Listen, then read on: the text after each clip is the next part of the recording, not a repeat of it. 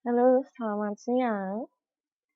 Assalamualaikum warahmatullahi wabarakatuh. Kita kembali ya pada pertemuan ekonomi dan PPKN di siang hari karena ini adalah kelas pengganti ya, di mana pernah ada kelas kosong pada bulan kemarin dan juga materi yang kemarin juga belum kelar ya. Pelajaran PPKN juga kemarin belum sempat diajarkan karena kemarin saya izin keluar ya, cuman masuk 2 jam pelajaran untuk pelajaran ekonomi saja. Jadi ini kita membaca karena materi kita sudah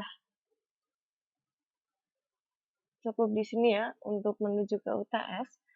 Mungkin nanti yang keluar untuk UTS adalah dari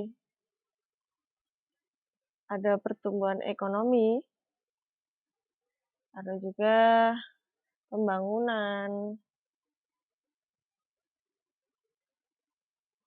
Oke, ini teman-teman belum hadir ya. Saya tunggu. Kalau memang teman-teman tidak ada yang hadir ya, mungkin saya akan melanjutkan.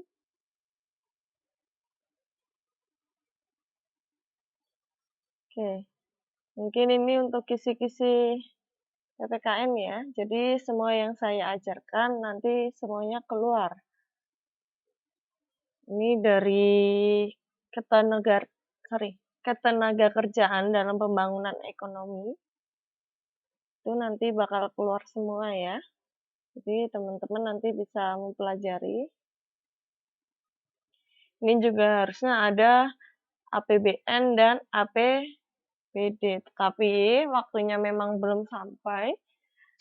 Karena memang UTS ini begitu cepat ya kalau buat saya ya, baru masuk sekitar 1 bulan ternyata udah ada UTS. Oke, nggak apa-apa. Untuk kisi-kisinya nanti yang keluar ya tadi ya, tentang ketenagakerjaan, terus ada pembangunan ekonomi, pertumbuhan ekonomi, dan dampak pengangguran terhadap pelaksanaan pembangunan. Oke, ini teman-teman belum ada yang masuk. Mungkin saya menghubungi terlebih dahulu ya teman-teman ya, karena memang tadi aku mau tahu jamnya adalah jam 3.30, ternyata ini jam 3.28 kelas sudah dimulai. Oke, mungkin ada kesalahan mungkin teman-teman.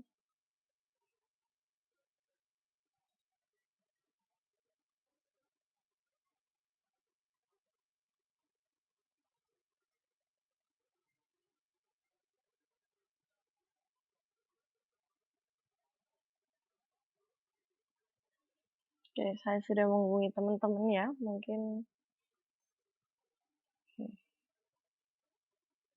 nih sudah saya hubungin.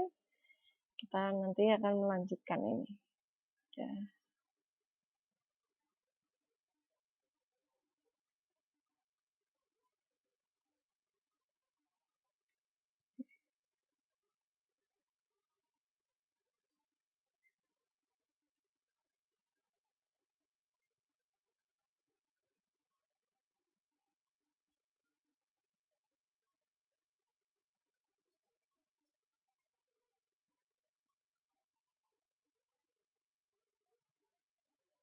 Oke, sebelumnya mungkin saya akan langsung saja ya, sebelum kita memulai mata pelajaran malam hari ini, siang hari ini, alangkah baiknya kita berdoa terlebih dahulu agar nantinya diberi kelancaran mengajarnya, semoga nanti bisa lancar, tidak ada kendala. Mungkin kalau temennya kosong, belum ada yang hadir, mungkin saya maklumi karena memang harusnya kelas dimulai malam hari, tetapi memang malam hari tidak ada jam kosong, terus juga sore ada tarawih, jadi mau nggak mau diganti siang hari. Oke, itu tadi ya. Oke. Mungkin sebelumnya saya akan mengawali berdoa ya.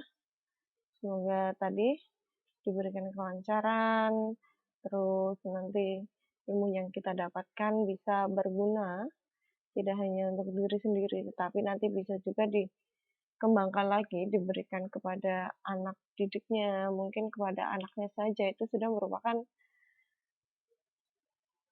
memberi ilmu kepada sesama. Oke. Mungkin berdoa bisa dimulai. Saya persilakan berdoa dimulai.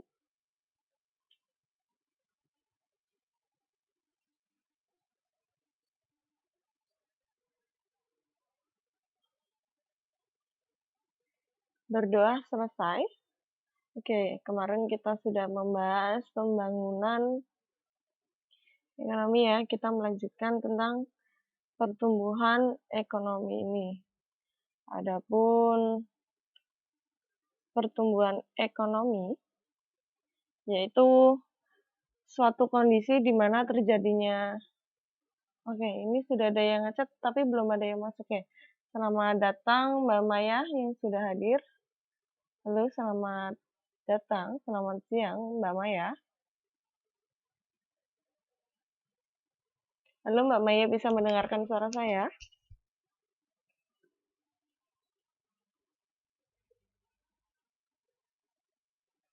Oke, bisa. Alhamdulillah. Kabarnya gimana Mbak Maya untuk hari ini? Baik ya kabarnya ya.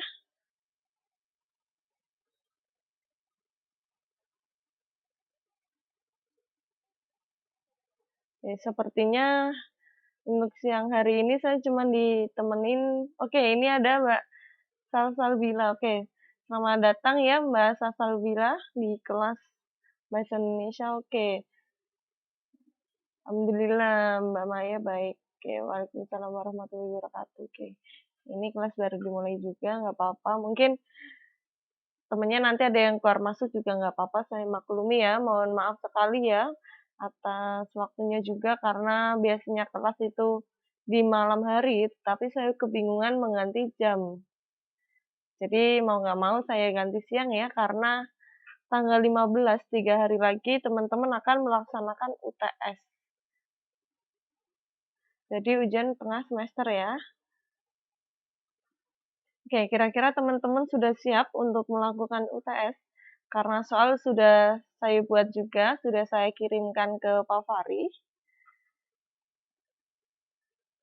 Oke, ya kita ngebut, soalnya saya juga kaget kok UTS-nya cepat sekali. Ini juga UTS-nya nanti akan dibuat secara serempak, jadi UTS akan secara bersamaan. Ya kayak dulu ya, setiap tutor akan memberikan UTS. Itu sudah tidak sekarang, sudah dijadwalkan dari sananya ya. Siap nggak siap? Oke. Mau nggak mau ya harus dikerjakan. Terus di sini nanti saya akan memberitahu ya untuk batas waktu pengumpulannya itu 1 minggu setelah UTS. Apabila tidak mengumpulkan jawabannya, nanti ada sanksinya sendiri mungkin. Nilainya akan keluar terlambat ya. Jadi teman-teman yang sudah mengumpulkan akan keluar lebih cepat. Jadi sesuai teman-teman mengumpulkan. Apabila teman-teman mengumpulkan telat ya nanti pemberitahuan nilainya juga nanti telat. Oke. Untuk tanggal 15 itu khusus untuk kelas ini. Kalau kelas KPC semester 2 itu tanggal berapa ya? Pokoknya minggu depan. Cuman khusus untuk kelas ini karena kita nanti apa ya? Kuliahnya nggak sampai bulan September ya kayaknya ya. Sampai Agustus saja ya katanya ya? Atau sampai kapan kira-kira? Sampai Agustus apa sampai September? Sampai Agustus ya? Halo?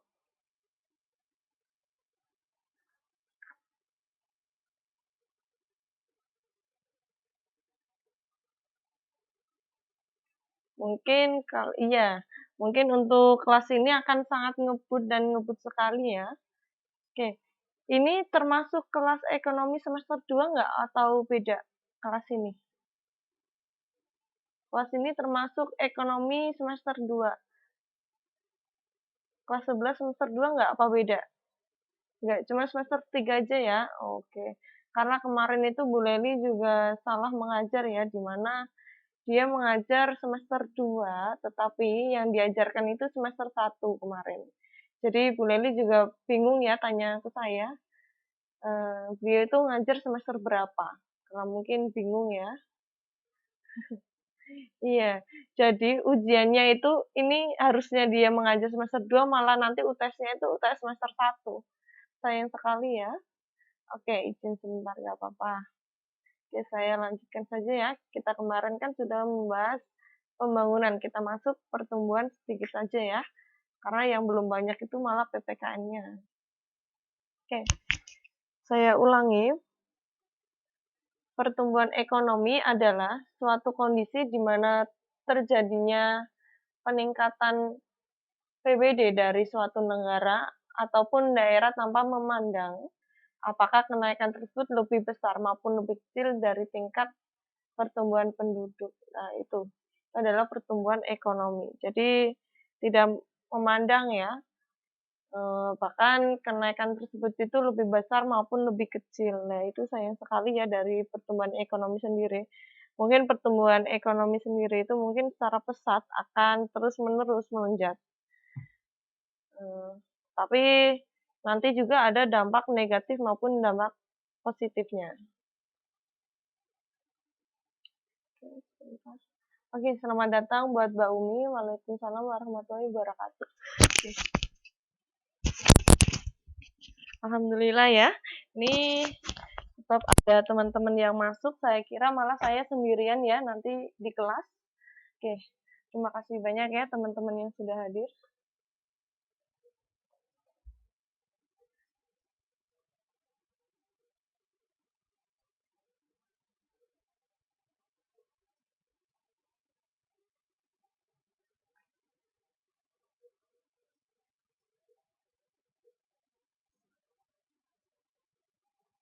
Oke, pada awal pembangunan ekonomi pada suatu negara, umumnya perencanaan pembangunan ekonomi ini berorientasi pada masalah pertumbuhan.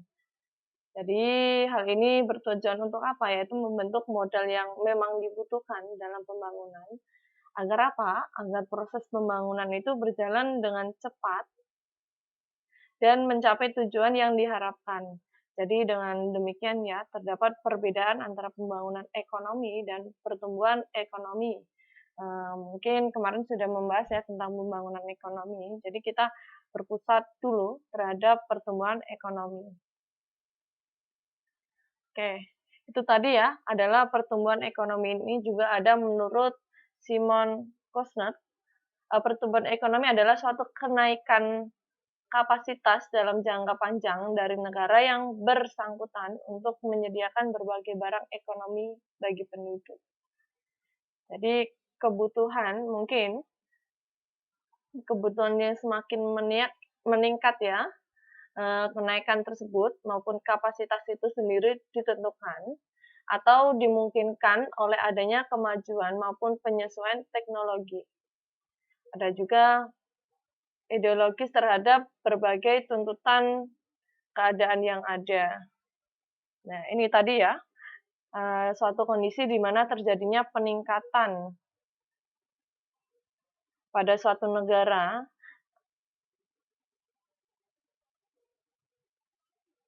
Jadi, kenaikan tadi ya, yaitu tanpa memandang apakah kenaikan tersebut lebih besar maupun lebih kecil dari tingkat pertumbuhan penduduk. Yang tadi sudah dijelaskan ya. Tadi untuk kenaikan yaitu sendiri ditentukan dari kemungkinan oleh adanya kemajuan maupun penyesuaian adanya suatu teknologi yang semakin maju, semakin nggak ketek ya. Sekarang juga seseorang di Indonesia saja ya, orang itu memegang HP bukan cuma satu saja. Sekarang satu orang tuh memegang HP itu bisa lebih dari satu. Mungkin yang satu pegangnya tab sama HP, yang satu masih bisa jadi masih pegang laptop. Lah itu contoh kecilnya ya. Mungkin teman-teman juga sudah merasakan ya seperti itu ya. Itu adalah dari kemajuan teknologi ya. Terus suatu perekonomian dikatakan mengalami pertumbuhan jika pertumbuhan produksi barang dan jasanya itu meningkat. Jadi perekonomian itu, dikatakan meningkat apabila emang barang-barang produk-produk kita itu, eee, maupun jasa yang diberikan itu sangat meningkat, semakin produksi itu semakin meningkat. Nah, negara tersebut itu dikatakan bahwa pertumbuhan ekonomi itu sedang melejit saat ini. Nah, itu adalah definisi dari pertumbuhan ekonomi ya.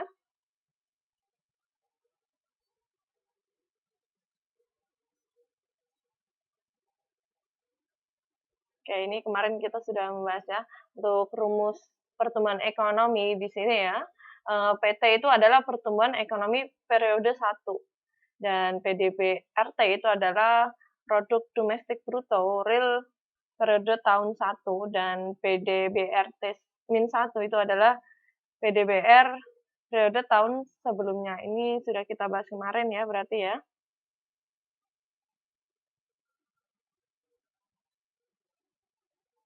Oke, nih yang kita masukin ya. Ini masuk pada teori pertumbuhan ekonomi.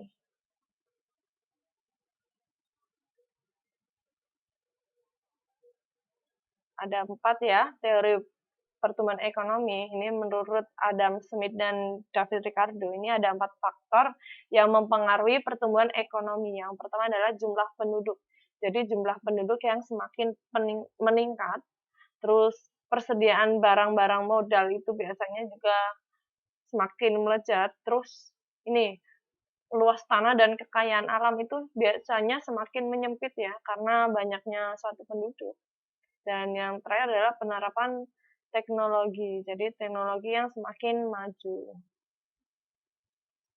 Oke, selamat datang buat Mbak Atun yang baru datang ya. Langsung menyesuaikan saja.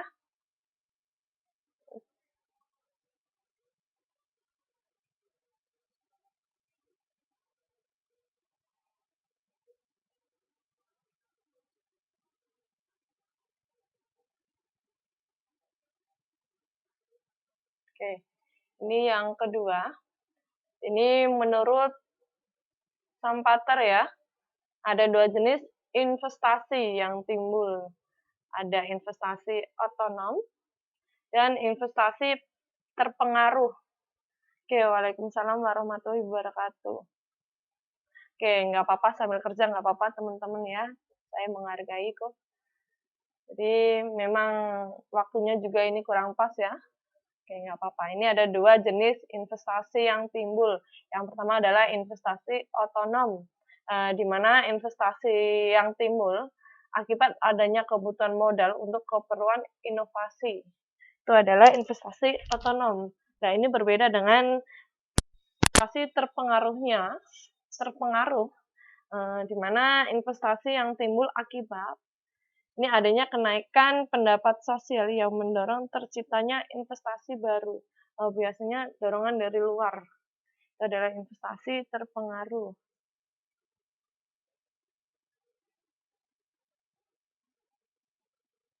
Ada juga keadaan stationary state terjadi pada saat tingkat pertumbuhan ekonomi rendah. Itu adalah keadaan yang mungkin saat itu adanya suatu penurunan ya.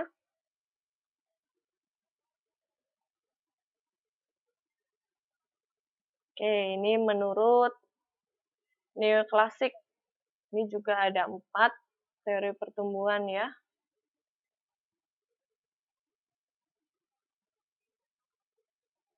Oke, ada teori pertumbuhan ekonomi, ada Harold Domar ya, terus ada teori pertumbuhan ekonomi Solo. Untuk pertumbuhan ekonomi menurut Harold Domar ini ada 4 asumsi yang digunakan. Pada teori ini ada beberapa 4 faktor ya, di mana barang modal telah digunakan secara penuh. Terus ada juga besarnya pertumbuhan profesional dengan fluktuasi pendapat nasional, perbandingan antara modal dan hasil produksi adalah tetap. Yang terakhir adalah perekonomian hanya terdiri dari 2 sektor.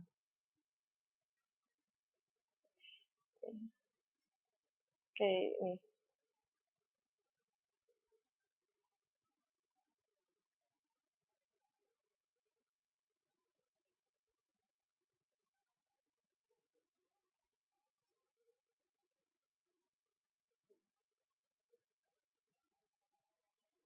Oke, untuk pertumbuhan ekonomi sendiri, ini masih oke, ada beberapa definisi ya, eee, dari 3 komponen tadi ya, di atas ya. Pertumbuhan ekonomi sendiri itu adalah adanya kenaikan maupun kenaikan keluaran secara kebersinambungan merupakan perwujudan dari pertumbuhan ekonomi, sedangkan kemampuan menyediakan berbagai jenis barang itu sendiri merupakan tanda kematangan ekonomi pada suatu negara. Terus perkembangan teknologi merupakan dasar atau prakondisi bagi berlangsungnya pertumbuhan ekonomi secara kesinambungan. Ada juga untuk mewujudkan potensi pertumbuhan yang terkandung di dalam teknologi terbaru. Itu ya, ini masih dari berbagai sumber ya, ada teori pertumbuhan ekonomi Rostow. Mungkin ini hanya dipelajari saja ya, tidak keluar dari saya.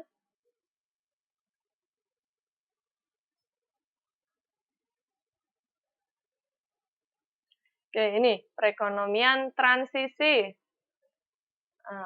Ciri-cirinya ini adalah timbulnya pemikiran mengenai pembangunan untuk meningkatkan kesejahteraan. Oke. Selamat datang Mbak Nila. Nah, selamat siang ya. Selamat datang pada kelas bahasa Indonesia ya. Oke, saya lanjutkan ya. Di sini tadi ya perekonomian transisi. Ini untuk ciri-cirinya tadi ya timbulnya pemikiran mengenai pembangunan ekonomi untuk meningkatkan kesejahteraan. Jadi untuk pembangunan ekonomi yaitu biasanya efeknya itu dapat mensejahterakan masyarakat yang ada.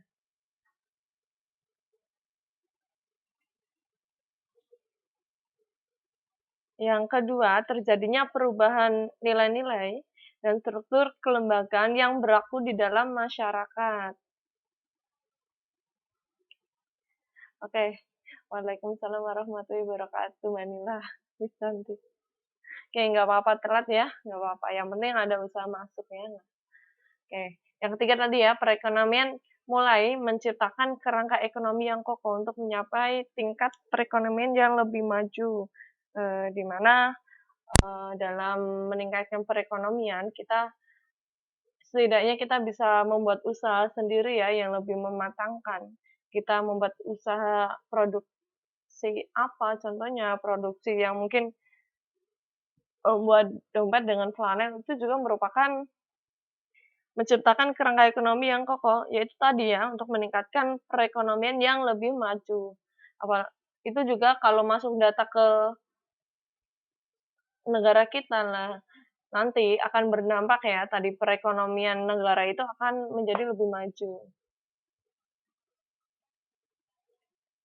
Terus ini ada juga perekonomian lepas landas. Nah, di mana ini ada beberapa cirinya. Yang pertama adalah kegiatan ekonomi berlangsung secara terus-menerus dengan hasil yang memuaskan. Itu untuk perekonomian lepas landas ya.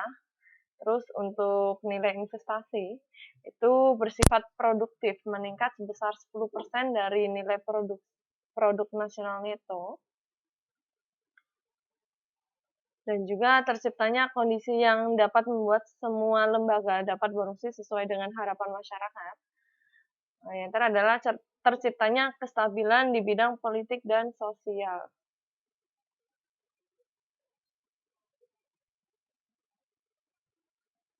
Terus ada juga perekonomian menuju kedewasaan. Jadi tadi ada beberapa ya. Mungkin teman-teman nanti ada yang nanti ditanyakan saja ya sebelum nanti berlanjut lebih panjang lagi ya. Nih untuk perekonomian menuju kedewasaan. Ciri-cirinya di sini yang pertama adalah tenaga kerja yang terlibat pada proses produksi bersifat profesional. Jadi tenaga kerja yang saat itu mengikuti proses produksi apabila bersifat pasif, ya apa mungkin nanti pertumbuhannya akan bertumbuh lebih meningkat lagi, kan logikanya seperti itu. Itu adalah tenaga kerja yang terlibat pada proses produksi bersifat profesional. Jadi lebih mementingkan ya. Yang kedua adalah berkurangnya peranan dari sektor pertanian, sedangkan sektor industri dan jasa semakin dominan. Jadi walaupun berkurangnya dari bidang pertanian, tetapi mungkin dari sektor industri maupun jasa itu semakin dominan, semakin meningkat. Jadi walaupun pertanian semakin menurun, tapi ada suatu hal-hal yang bisa membantu, di mana tidak hanya di pertanian saja, mungkin ada juga di kalau di laut itu kayak nelayan ya, nah itu juga bisa. Yang antara adalah adanya perubahan di dalam struktur organisasi perusahaan, di mana jabatan manajer sebagai pengambilan keputusan tertinggi tidak lagi dipegang oleh pemilik perusahaan, melainkan oleh tenaga-tenaga profesional yang dipekerjakan oleh perusahaan. Oke, di sini mungkin teman-teman yang pernah bekerja di kantor, di PT-PT, itu ada berbagai bidang ya, di mana itu ada juga pemilik perusahaan. Pemilik perusahaan itu belum tentu menjadi presiden utama. Nah, ada juga sebagai berbagai jabatan ya, ada sekretaris, ada jabatan manajer juga. Jadi, keputusan tertinggi itu tidak lagi maupun tidak harus ya dipegang oleh pemilik perusahaan, tetapi juga bisa dipegang oleh jabatan manajer untuk mengambil keputusan. Mungkin keputusan itu tinggi, tetapi nantinya itu juga dirundingkan dengan pemilik perusahaan, tidak menjadi keputusan sepihak saja. Nah, itu tadi ya. Terus timbulnya kesadaran di dalam masyarakat untuk memelihara dan melestarikan lingkungan. Jadi timbulnya kesadaran itu tidak harus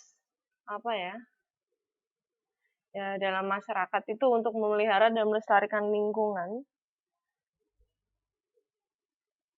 Setidaknya kita membuat inovasi sendiri sehingga nanti produktivitas perekonomian kita semakin maju. Mungkin teman-teman merasakan di luar ya, mungkin sudah tahu ya, oh di luar seperti ini. Nah, itu juga aslinya bisa diaplikasikan di negara kita. Kayak mungkin ada produksi di sana, mungkin membuat tas, mungkin tas di sana merek terkenal ya, tetapi kita bisa membuat mungkin dengan merek-merek kita sendiri. Tapi kalau memang kita bisa membuat lebih dari mereka, kenapa enggak? Mungkin kita mengetahui cara-cara inti-intinya saja. Nah, itu tadi ya, ada timbulnya kesadaran.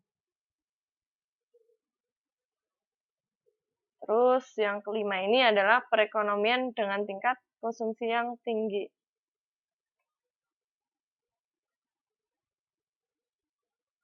Untuk ciri-cirinya,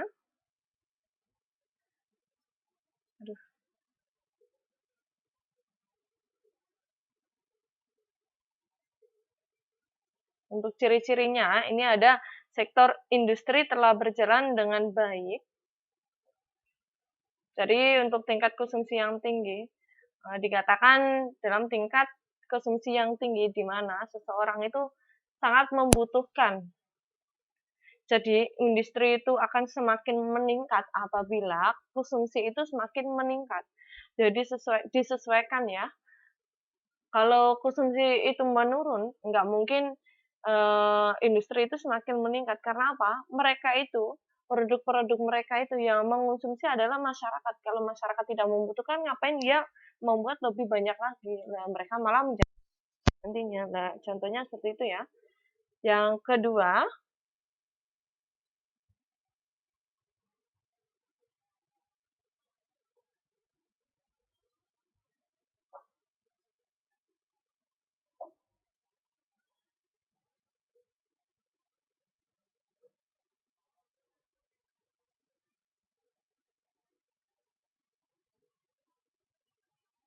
Ini kayak ekonomi semester 1 ya, Miss?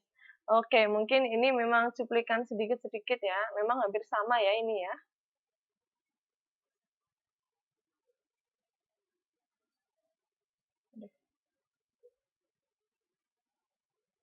Oke, karena mungkin sedikit itu sudah ada yang keluar ya dari semester-semester kemarin memang.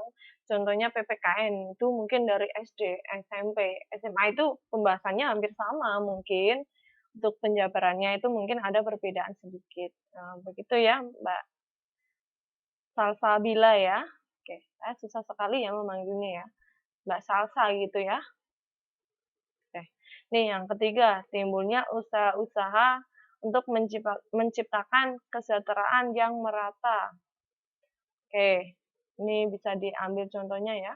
Usaha-usaha yang menciptakan kesejahteraan yang merata. Ini bisa kita lihat ya. Di pasar sajalah. Industri yang sudah dilempar ke pasar-pasar ya. Nah, itu adalah usaha-usaha yang merata, ada juga yang berjualan jajan, pakaian, mungkin alat-alat masak. Nah, itu adalah merupakan usaha-usaha untuk menciptakan kesejahteraan yang merata, jadi diambil rata. Jadi industri-industri besar itu nanti kan biasanya dikirimkan ke wilayah-wilayah tertentu. Nah, ini lebih fokusnya lagi ada di sini ya. Oke, saya batalkan saja ini.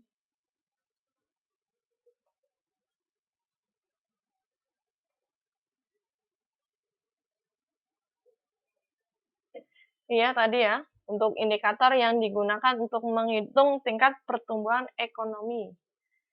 Dari tingkat pertumbuhan PDB.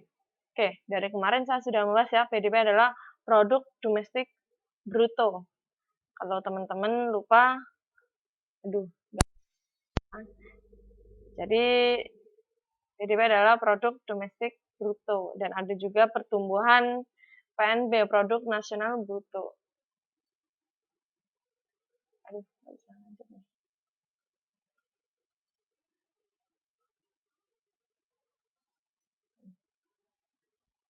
Oke, ini ada sumber kenaikan pertumbuhan ekonomi ya. Sumber kenaikan pertumbuhan ekonomi yaitu di sini ya pada definisi umumnya yaitu sebagai kenaikan GDP yaitu Gross Domestic Product.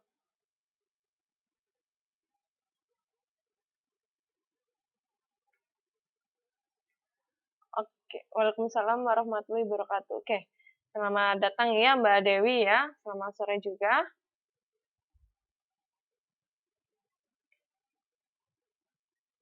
Dan untuk artinya di sini ya, domestik bruto adalah nilai pasar keluaran total sebuah negara yang merupakan nilai pasar semua barang yang jasa akhir yang diproduksi selama periode waktu tertentu oleh faktor-faktor produksi yang berlokasi di dalam sebuah negara. Itu adalah yang diciptakan dari produk domestik bruto. Tadi ya, adanya nilai pasar, yaitu keluaran total, jadi total keluaran pada suatu negara tersebut ya, yang merupakan nilai dari semua barang jadi. Jadi total semuanya barang jadi yang ada itu di total pada jasa akhir yang diproduksi selama waktu tertentu. Jadi beberapa waktu tertentu saat itu. Jadi mungkin faktor-faktornya juga ini ada ya. Faktor-faktor yang berlokasi di dalam sebuah negara. Nah, ini ada juga faktor-faktor yang mempengaruhi pertumbuhan ekonomi. Ini ada juga dalam rangka mempertahankan dan mempertinggi hasil-hasil pembangunan yang telah dicapai. Yang telah dicapai pertumbuhan ekonomi dipengaruhi oleh banyak hal.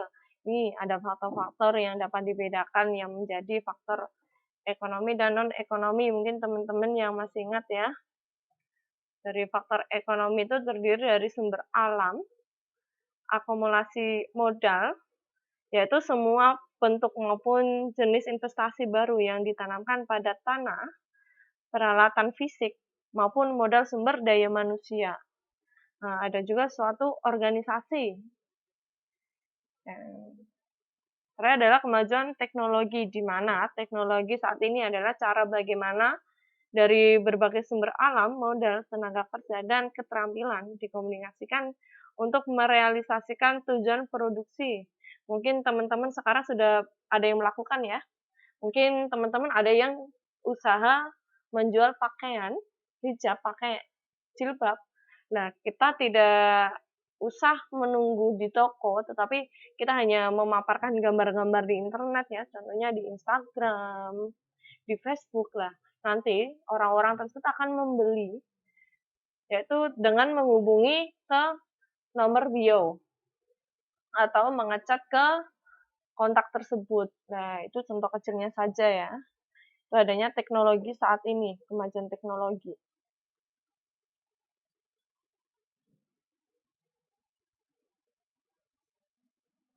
Oke, halo teman-teman.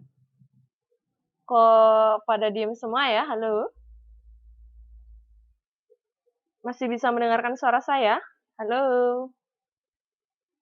Oke, oke, halo. Masih bisa ya? Oke, masih bisa ya. Terus ini ada juga faktor non-ekonomi.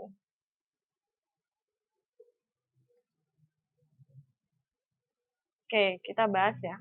Manusia pada suatu bangsa dapat mewujudkan kemajuan teknologi,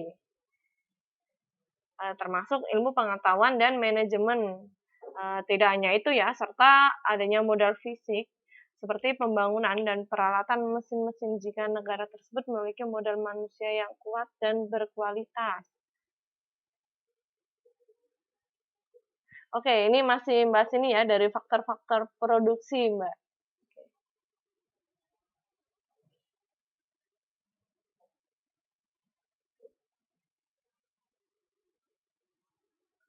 Tadi ya, tidak hanya modal fisik seperti pembangunan peralatan mesin-mesin, ada juga memiliki modal manusia yang kuat dan berkualitas. Kalau modal manusia itu berperan secara signifikan, bahkan lebih penting daripada faktor teknologi yang memacu pertumbuhan ekonomi. Mungkin kalau mesin-mesin itu juga bisa, tetapi apa? Kan itu adalah modal manusia ya, yang melakukan semua hal tersebut, yang mengontrolnya.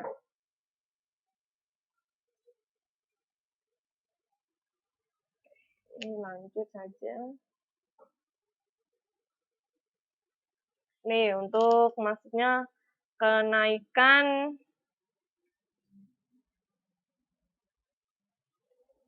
GDP, kenaikan penawaran tenaga kerja ya. Ini ada beberapa, ada juga kenaikan modal fisik ataupun sumber daya manusia, dan juga kenaikan produktivitas.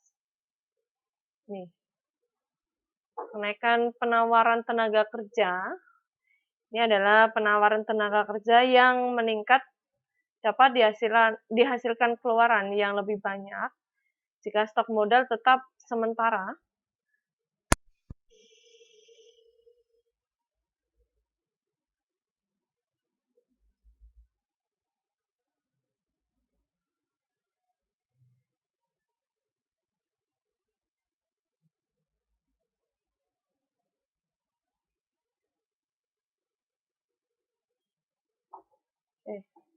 Selanjutnya, tadi ya masih bahas kenaikan GDP dapat muncul melalui ini ya, kemunculan GDP ini ada berbagai macam ya, berbagai cara agar kenaikan tersebut dapat muncul. Kalau dari tiga ini tidak dilakukan, jadi kenaikan GDP itu belum tentu secara baik. Jadi mungkin saja masih di tengah-tengah. Oke, ini ada tadi ya, dari kenaikan penawaran tenaga kerja. Penawaran tenaga kerja yang meningkat dapat dihasilkan keluaran yang lebih banyak jika stok modal tetap sementara tenaga kerja naik. Jadi tenaga kerja baru cenderung akan kurang produktif dibandingkan tenaga kerja lama. Jadi ini ya, untuk penawaran tenaga kerja itu disesuaikan. Apabila memang tidak dibutuhkan, kenapa mencari lagi?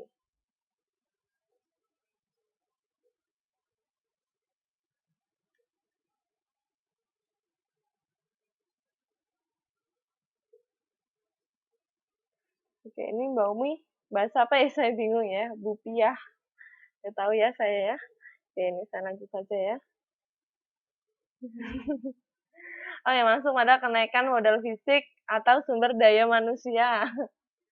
Oke, ini juga ada kenaikan stok modal, yaitu menaikkan keluaran. Jadi,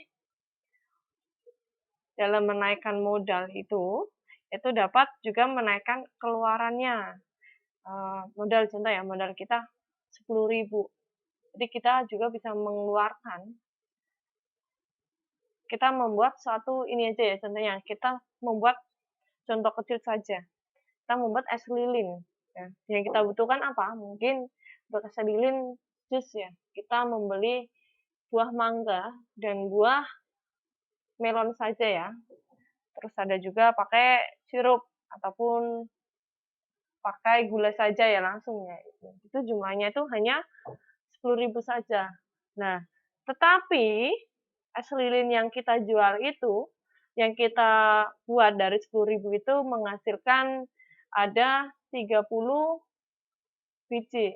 Sedangkan dijualnya satu bijinya itu 1.000. Jadi kita memiliki satu keuntungan. Nah, itu adalah kenaikan modal fisik atau sumber daya manusia. Itu contoh kecilnya saja ya. Jadi modal yang kita buat awal itu sangat menguntungkan apabila kita bisa memanagenya. Kita bisa membuat lebih dominan lagi. Terus adanya kenaikan produktivitas. Kenaikan produktivitas masukan menunjukkan setiap unit masukan tertentu memproduksi lebih banyak keluarannya. Apabila kenaikan produktivitas tersebut konsumsi semakin meningkat.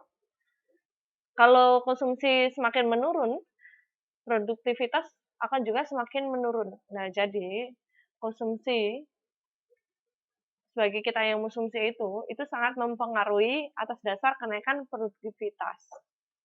Itu tadi ya. Kita lanjut. Oke, ini ada beberapa perbedaan pembangunan ekonomi dengan pertumbuhan ekonomi.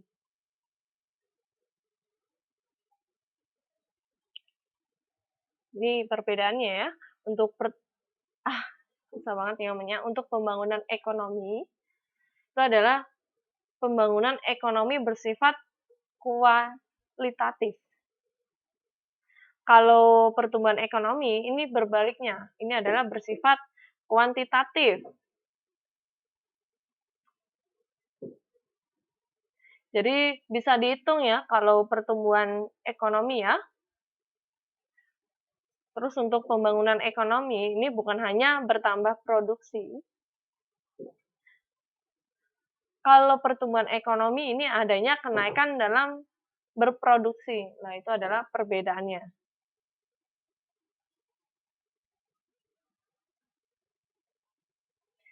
Kalau tadi ya pembangunan itu tidak hanya pertambahan produksi, tetapi tadi ya adanya perubahan-perubahan dalam struktur perekonomian.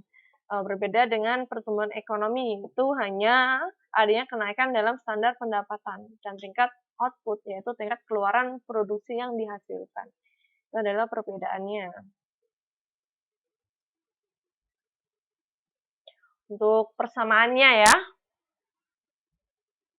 pembangunan ekonomi dengan pertumbuhan ekonomi ini ada beberapa yang sama di mana kedua-duanya merupakan kecenderungan di bidang ekonomi. Jadi yang dibahas itu dalam bidang ekonomi.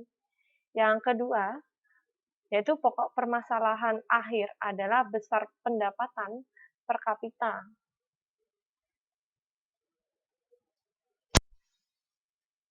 Yang ketiga, kedua-duanya menjadi tanggung jawab pemerintah dan memerlukan dukungan rakyat. Itu adalah kesamaannya ya. Jadi pemerintah itu juga berperan penting dalam perekonomian, dalam pembangunan ekonomi dan pertumbuhan ekonomi. Yang terakhir adalah kedua-duanya berdampak kepada kesetaraan rakyat. Jadi tujuan yang sama, yaitu untuk mensejahterakan rakyat Indonesia.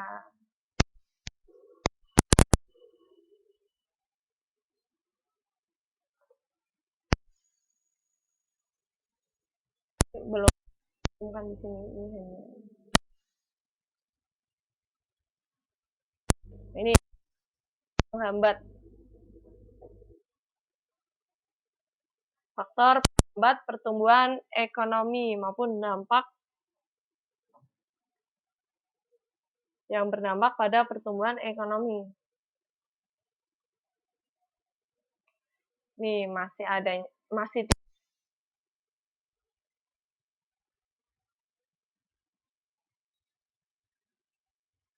pengangguran ya, pengangguran terhadap pelaksanaan pembangunan sendiri, terhadap pertumbuhan ekonomi, terus lemahnya kegiatan investasi dan permasalahan fundamental terkait, terus tingginya potensi tekanan inflasi secara struktural.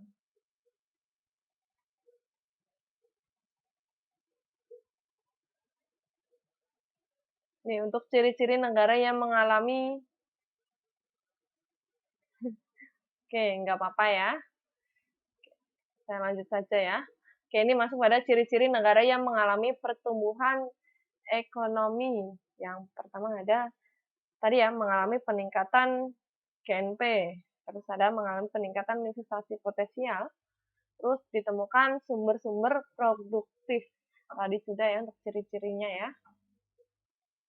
Ini yang belum, manfaat pertumbuhan ekonomi.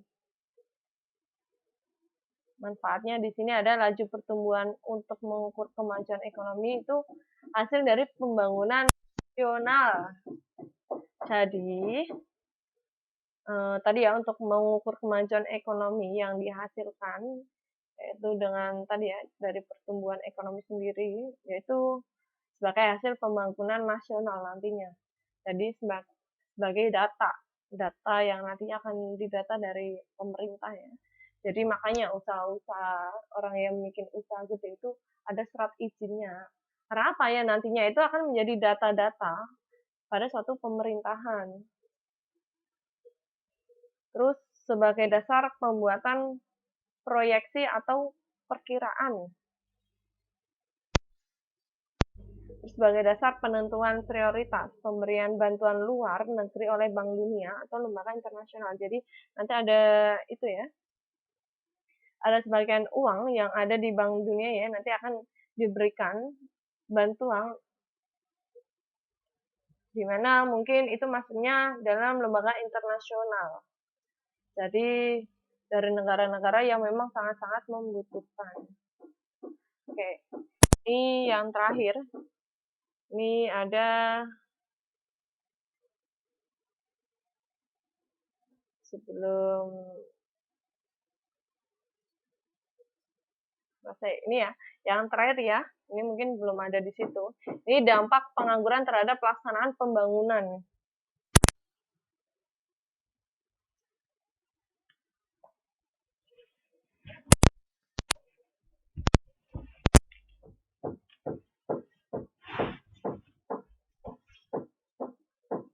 Jadi pengangguran menjadi salah satu isu penting.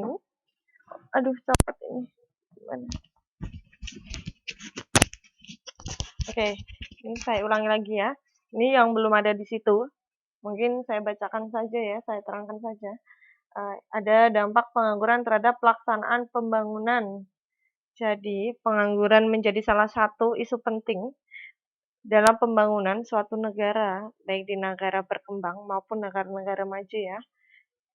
Masalah utama pengangguran di negara berkembang ini seperti di Indonesia saja ya. Kita ambil negara Indonesia. Sekarang ini sudah sangat besar karena apa?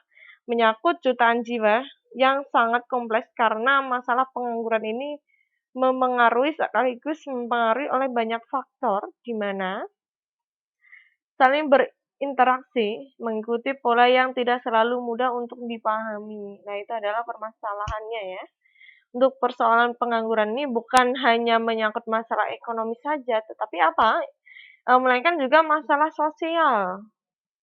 Adapun dampak-dampak yang ditimbulkan akan berpengaruh terhadap pelaksanaan pembangunan nasional.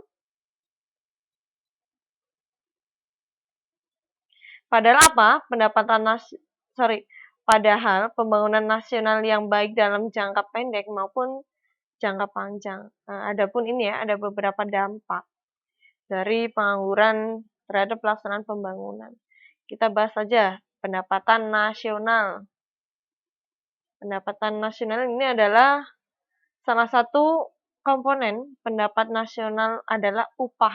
Nah, itu masalah utamanya ya. Pendapatan nasional menurun karena apa? Salah satu komponen pendapatan nasional adalah titik pokoknya adalah upah.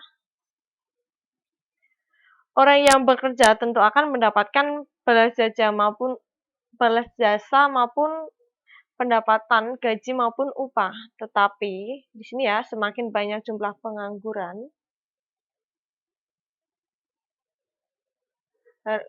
harga diri suatu bangsa ya. Jadi tadi ya, semakin banyak jumlah pengangguran di suatu negara, itu juga semakin banyak yang tidak mendapatkan upah. Nah, itu permasalahannya. Kalau memang tidak bekerja, mau mendapatkan upah dari mana? Nah, salah satunya nanti bisa saja nanti dia mencari pekerjaan yang tidak halal, takutnya seperti itu ya. Jadi, pendapatan nasional pun akan menurun tadi ya, akibat dampak dari tadi. Dampak dari pengangguran. Jadi, perekonomian nasional itu sangat menurun. Yang kedua, per kapita masyarakat rendah. Semakin banyak yang tidak bekerja dan tidak menghasilkan uang maupun ya setidaknya bisa menghidupi diri sendiri ya. Semakin berat beban yang yang dilakukan seseorang yang bekerja. Jadi dalam kehidupan rumah tangga saja ya. Anaknya 10 sudah gede-gede. Nah, orang tuanya itu bekerja, tetapi anaknya sudah dewasa itu hanya menganggur saja. Jadi, beban itu diberikan seseorang yang bekerja. Jadi, diberikan orang tuanya yang bekerja. Karena apa? Karena mereka belum mendapatkan suatu pekerjaan. Apabila mereka sudah bisa bekerja, jadi beban tersebut itu tidak hanya dipikul orang tuanya saja, tetapi bisa dipikul bersama-sama. Nah, itu adalah contoh kecilnya saja ya. Itu ada produktivitas tenaga kerja rendah. Itu jumlah kesempatan kerja yang terbatas penyebab adalah orang tersedia bekerja apa saja walaupun tidak sesuai dengan bidangnya. Itu adalah produktivitas tenaga kerja rendah. Jadi memang mau nggak mau mereka membutuhkan ya mereka akan bekerja tetapi tidak sesuai dengan bidangnya. Terus yang terakhir adalah upaya yang rendah. Nih, upaya yang rendah adalah akibat produktivitas tenaga kerja yang rendah, maka upaya yang didapatkan juga akan rendah. Kalau mereka akan mencari yang lebih baik juga nanti upahnya akan lebih baik lagi. Nah, itu tadi adalah dampak pengangguran dalam pelaksanaan pembangunan ya. Oke, mungkin ada yang ditanyakan teman-teman, mungkin ada Mbak Umi, Mbak Atun, ada juga Mbak Nila. Ada yang ditanyakan? Halo, masih bisa mendengarkan suara saya kah? Kalau memang ada yang ditanyakan, silakan ditanyakan. Kalau memang tidak, akan saya lanjutkan pada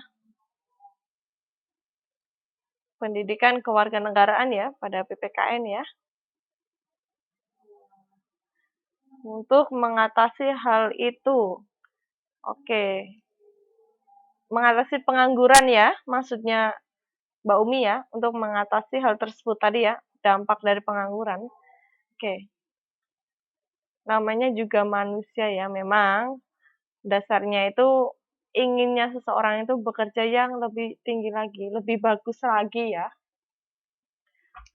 Kalau di daerah kita kan kita harus kuliah, nanti kita menjadi PNS. Tetapi apa? Kalau kita titik poinnya di situ, tetapi kita tidak mau usaha, ya kita tidak akan bisa mendapatkannya. Nah, kalau untuk teman-teman ya, mungkin yang masih ijazahnya masih rendah ya, kalau mereka memikirkan, kerja di kantoran itu adalah lulusan-lulusan yang tinggi.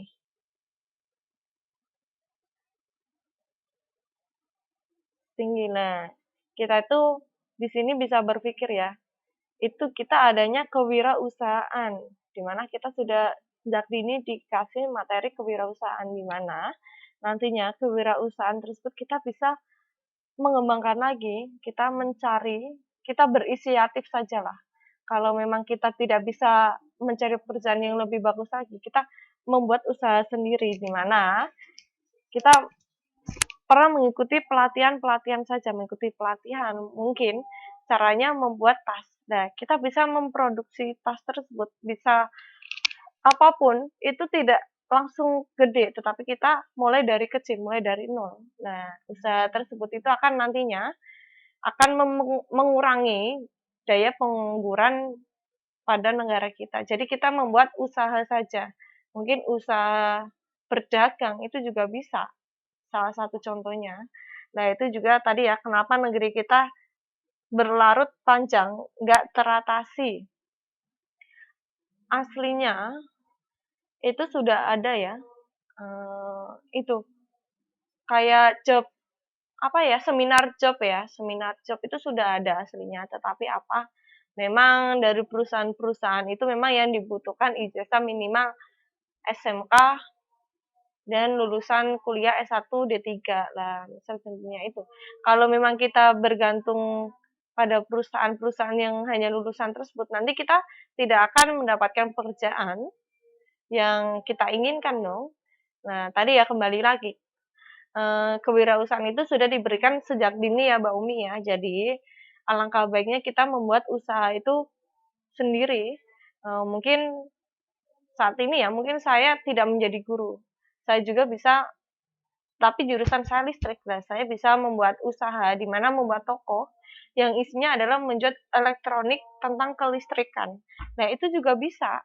Nah, mungkin usaha tersebut tuh mungkin nanti bisa dilakukan dari nol, dan nantinya kita akan mungkin keuntungan-keuntungan yang sudah kita dapatkan itu akan membuat toko kita semakin gede.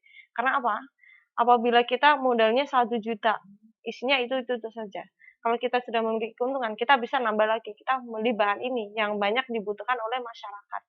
Oke, contohnya seperti itu bisa dimengerti Mbak Umi. Kenapa negeri kita berlarut panjang ya, nggak teratasi. Mungkin itu tidak salah dari negara, dari pemerintahan ya. Mungkin itu juga bisa kembali pada diri masing-masing. Kalau dari saya itu seperti itu. Jadi usaha dari kitanya saja. Oke. Oke, bisa dimengerti ya. Mungkin saat ini Mbak Umi bisa merasakan ya, ini Mbak Umi bisa di luar. Karena apa? Mungkin pekerjaan dari negara kita sendiri itu mungkin belum mencukupi kebutuhan Mbak Umi ya. Tapi apa? Kita kembali lagi. Kalau kita di rumah itu pertama kita bisa kumpul keluarga. Yang kedua, apabila bisa berusaha bikin usaha sendiri di rumah, kita tidak usah keluar-keluar jauh dari rumah. Kita membuat usaha memang kalau di sini ya, di daerah kita, mungkin kalau di daerah saya itu adalah ukir-ukiran, kayak tukang kayu, mebel ya. Nah, itu bisa dilakukan di rumah saja.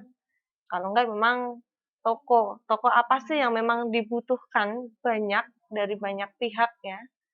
Ya itu bisa saja kalau listrik itu juga lumayan. Terus ada juga pakaian. Nah, itu juga bisa. Tapi juga beda ya kalau memang kita membutuhkan upaya yang lebih tinggi. Mungkin Indonesia itu belum bisa memberikan ya, karena UMR setiap-setiap negara maupun setiap daerah kita juga berbeda-beda. Ada yang masih rendah, ada yang sudah tinggi ya. Oke, mungkin cukup sampai di situ ya untuk pelajaran ekonomi. Ini bisa dimulai untuk masuk pada PPKN ya. Aduh, masih muter-muter ini PPKN.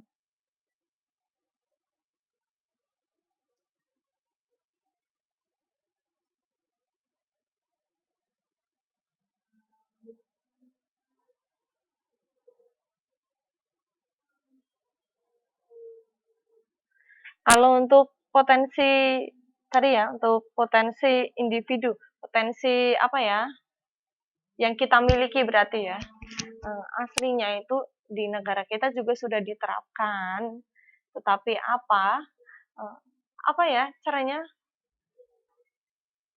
mungkin produktivitas itu sangat rendah saat ini, di mana mau nggak mau ya seadanya yang itu dapatkan. Di sini ya, potensi kita di mana saya memiliki bakat listrik, aduh, bisa saja saya bisa bekerja di staf-staf pelayanan KTP. Lah itu bukan profesi kita aslinya, tetapi di negara kita memang masih memakai seperti itu ya, CPNS-CPNS juga yang tidak profesinya menjadi guru tersebut juga bisa menjadi guru tersebut. Itu mungkin kekurangan dari negara kita ya, Mbak Umi ya. Mungkin sudah bisa dirasakan ya, mungkin perbedaan dari negara kita dengan negara lain. Mungkin nantinya oke. Iya, memang ada perbedaan cukup jauh. Saya juga pernah merasakan sendiri ya. Mungkin kalau lingkungan saya juga masih lingkungan sekolah, waktu SMP juga ya. Itu pendidikan lulusan bahasa Indonesia. Kok bisa-bisanya mengajar matematika gitu loh. Itu bukan bidangnya, walaupun mereka bisa, tapi itu bukan bidangnya ya. Lah, kalau lulusan matematika itu malah menganggur, itu kan malah lebih lucu lagi ya, yang dimaksud kayak gitu ya, Mbak Umi ya. Oke, ini untuk modul PPKN-nya ini masih muter saja. Di sana sudah kelihatan Mbak Umi untuk modul PPKN-nya. Kalau memang ini terpaksa nggak keluar, saya akan menggunakan buku manual ya.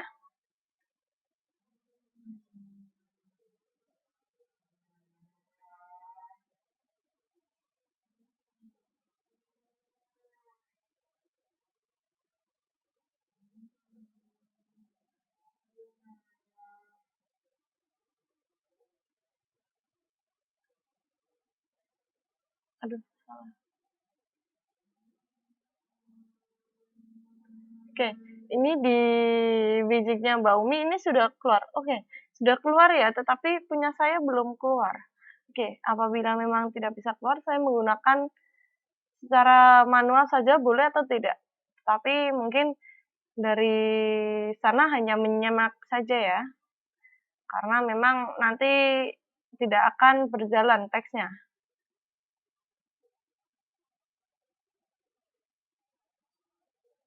Oke. Nggak apa-apa ya? Gimana? Ini tidak bisa, nih, saya kirimkan ya. Punya saya ternyata tidak bisa terbuka. Nih, muter-muter saja.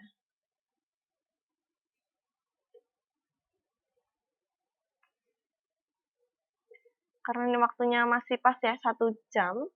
Jadi memang ini harusnya saya, oke, punya Mbak Umi berjalan, tapi punya saya ini sama sekali tidak berjalan ya. Oke, nih, punya saya masih muter saja. Mungkin bisa dilihat ya, saya lihatkan ini.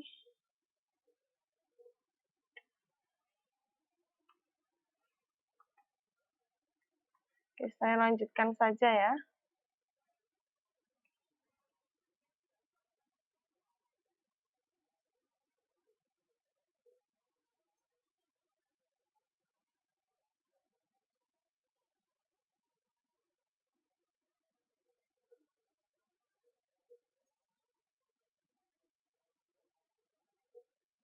Kemarin kita bahas adalah budaya politik di Indonesia. Kita sudah masuk pada tipe-tipe budaya politik.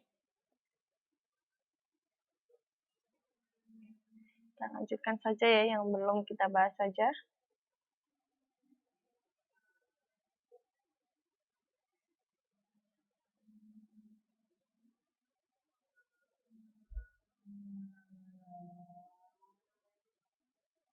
Oke, untuk tipe-tipenya sudah.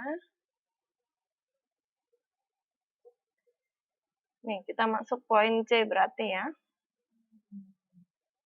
Pentingnya sosialisasi politik dalam perkembangan budaya politik. Aduh, ini punya saya malah nggak bisa digeser-geser ini, Mbak Umi punya saya loading ini gimana ini? Tetap saya lanjutkan nggak apa-apa ya.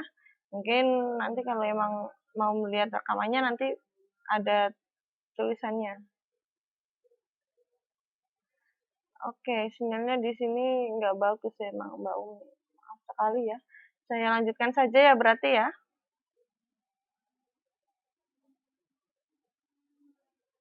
Oke, saya lanjutkan.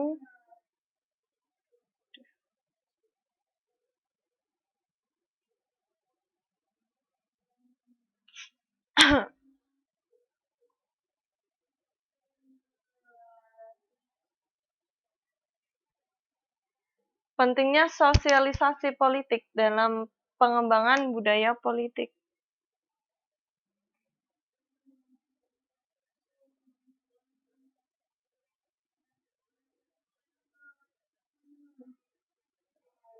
Kemarin kan sudah kita bahas ya. Saya itu ya, mungkin sedikit ya. Untuk tipe-tipe sosialisasi. Nih, untuk tipe-tipe budaya politik itu ada budaya politik parokial, budaya politik subjek, budaya politik partisipan. Kita sudah ketahui ya, dimana dari ketiga budaya tersebut itu memang kita gunakan saat ini ya. Budaya politik itu menunjukkan pada orientasi dari tingkat laku individu masyarakat terhadap sistem politik. Nah, itu kemarin yang sudah kita bahas. Nih, ini pokoknya yang terakhir kita bahas ini ya. Berarti oke, enggak, yang halaman nomor 11 Mbak Umi. Kalau memang sana bisa digeser, halaman 11 coba. Halaman 11. Halaman 11 yang pentingnya ya masih bab 1 yaitu halaman 11 poin C, pentingnya sosialisasi politik dalam pengembangan budaya politik. Oke. Nah, mungkin Mbak Umi bisa. Oh. Mungkin bisa digeser-geser sendiri Mbak Salsa atau tidak? Apabila memang bisa digeser-geser sendiri, digeser ya. Langsung disesuaikan halaman 11 karena punya saya ya masih loading. Tetapi bisa ya, bisa digeser ya. Karena ini sama sekali tidak bisa. Tetapi bisa mendengarkan suara saya ya. Buka halaman 11 ya, teman-teman ya. Di sini artinya di sini sosialisasi politik merupakan proses pembentukan sikap dan orientasi politik para anggota masyarakat dalam menjalankan kehidupan politik. Ya, alhamdulillah bisa ya. Untuk proses sosialisasinya, para anggota masyarakat itu dalam menjalankan kehidupan ya. Untuk proses sosialisasinya, itu berlangsung seumur hidup yang diperoleh secara sengaja melalui pendidikan formal, ada juga non formal maupun informal. Jadi itu akan melekat seumur hidup ya tadi ya. Di sini juga ada juga pengalaman sehari-hari baik dalam kehidupan keluarga maupun tetangga. Ada juga dalam kehidupan masyarakat. Nah, itu adalah pengertian sosialisasi politik. Jadi bersosialisasi gitu ya. Mendengar sosialisasi kita sudah paham ya. Oh, kita bersosialisasi dengan seseorang pada kelas, pada teman, masyarakat, keluarga, tangga gitu ya. Ini juga ada beberapa pengertian, kita langsung saja ya. Pada hakikat sosialisasi politik adalah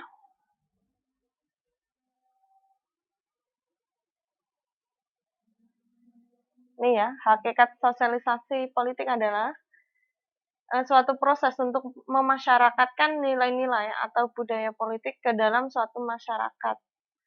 Beberapa aspek penting dari sosialisasi politik adalah sebagai berikut ya. Ini ada juga sosialisasi politik merupakan proses belajar dari pengalaman.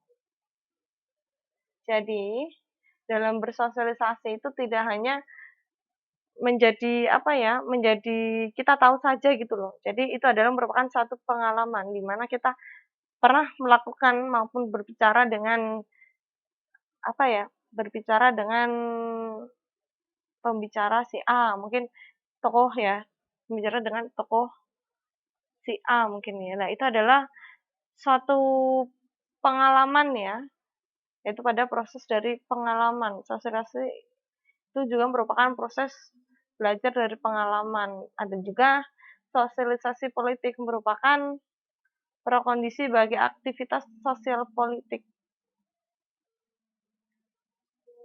Jadi kondisi yang sudah terjadi, bukan sudah terjadi sih, kondisi yang ada saat itu, lingkungan yang saat ini ditempatinya. Nah, itu salah satunya. Terus ada juga sosialisasi politik berlangsung tidak hanya pada usia dini, remaja, tetapi juga berlanjut pada sepanjang kehidupan. Jadi, dalam bersosialisasi, itu tidak hanya saat kita kecil, remaja, bahkan saat kita bekerja saja, bekerja di tempat-tempat lain, kita harus bersosialisasi kembali ya, mengenal seseorang yang mungkin awalnya belum kita kenal. Terus sosialisasi politik, memberikan hasil belajar yang berupa informasi, pengetahuan, sikap, motif, nilai-nilai, tidak hanya berkaitan dengan individu, tetapi juga dengan kelompok. Ini juga sosialisasi, ini juga sangat berpengaruh ya bagi contohnya bagi anak-anak ya. Kita ambil sisi dari anak-anak ya. Nah, itu juga sangat berpengaruh. Kenapa? Karena ini merupakan suatu informasi yang didapatkan apabila dari kelompok tersebut, dari tempat tersebut itu adalah anak-anak yang nakal. Nah, itu juga akan berdampak pada diri kita. Nanti kita akan mengikuti, akan apa ya, akan mengalir ya seperti air. Jadi akan mengikuti. Nah, itu adalah nanti dampaknya ya. Mungkin itu juga nanti sosialisasi politik itu juga ada dampak positif dan negatifnya.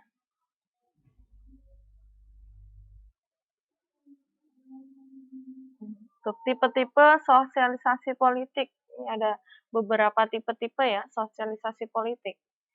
Ini ada magang, ada pengalihan hubungan antar individu, generalisasi. Nah, kita harus tahu dulu ya tipe-tipe sosialisasi. Tipe sosialisasi itu apa sih? Nah, kita harus tahu ya. Tipe-tipe sosialisasi adalah bagaimana cara atau mekanisme sosialisasi politik berlangsung. Ini juga ada dua tipe. Ada dua tipe ya. Ada sosialisasi politik tidak langsung dan sosialisasi politik secara langsung. Kita masuk sosialisasi politik secara tidak langsung.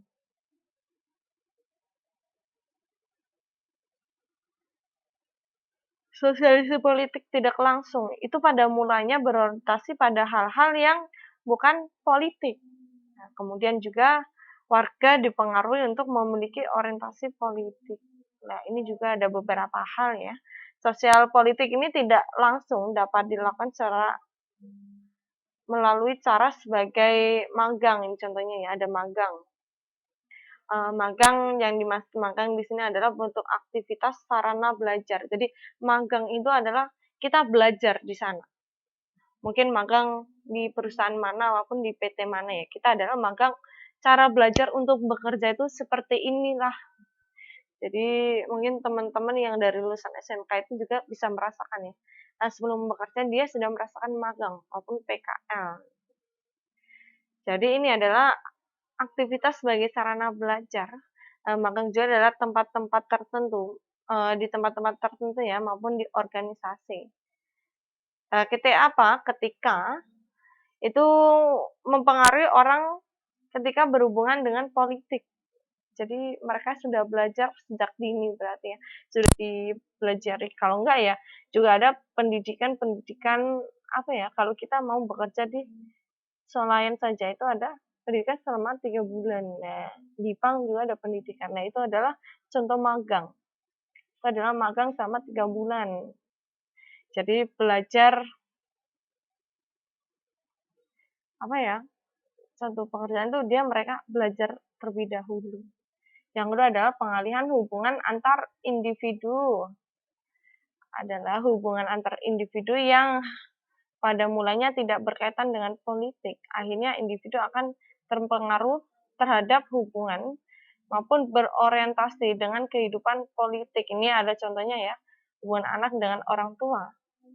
Nantinya akan membentuk orientasi anak ketika ia bertemu dan berhubungan dengan pihak luar. Oke, ini contoh kecilnya ya. Ini pengalihan hubungan antar individu. Itu tadi dari keluarga. Kalau untuk dari lingkungan sendiri ya, dari lingkungan sendiri, mungkin dari tetangga ya. Si anak ini kenal dengan si A kenal dengan si B. Jadi si B itu anaknya rajin belajar. Nah, berarti nanti si A itu nanti akan mengikuti anak si B. Itu akan rajin belajar juga karena si B itu sering belajar. Ada juga nanti bisa berbalik. Si B itu nanti akan mengikuti tingkah laku si A. Akan males-malesan. Nah, itu juga nanti akan berdampak pada keluarganya. Berarti, loh kenapa ini dari keluarganya, kenapa si B ini ada perubahan? Yang dulunya rajin, kenapa sudah tidak belajar? Itu juga nanti bisa dilihat ya. Bisa apa ya caranya? Ya, intinya bisa disurvei ya. Oh, karena dia bergaul dengan si anak ini. Jadi berdampaknya seperti inilah. Itu adalah contoh kecilnya.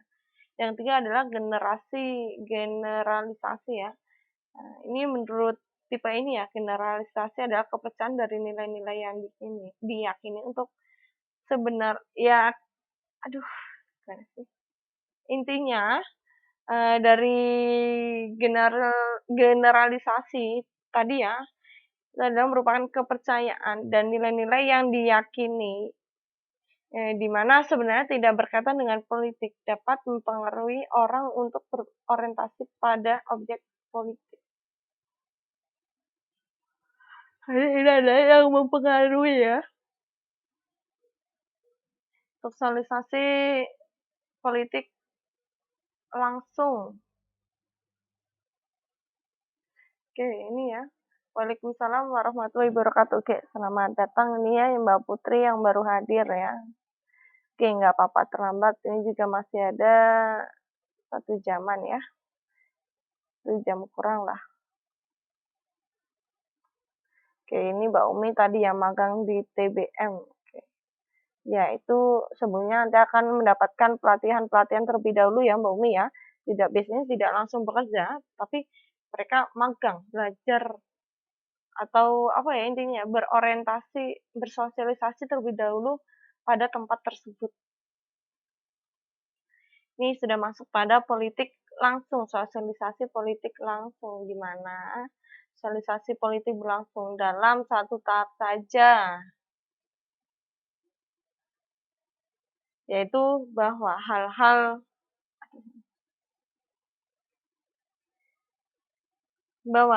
yang diorientasikan maupun ditransmisikan adalah hal-hal yang bersifat politik. Sosialisasi politik langsung itu dapat dilakukan melalui beberapa cara. Di sini ada pengalaman politik dan pengalaman pendidik politikan. Itu dari pendidikan. Untuk pengalaman politik. Iya, untuk pengalaman politik.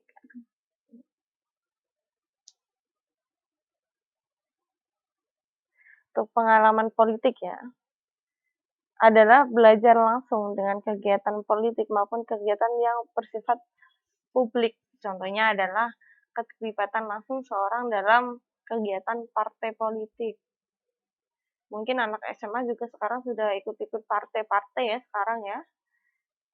Itu adalah pengalaman politik. Yang kedua adalah pengalaman yang kedua adalah pendidikan politik. Adalah sosialisasi politik melalui pendidikan politik.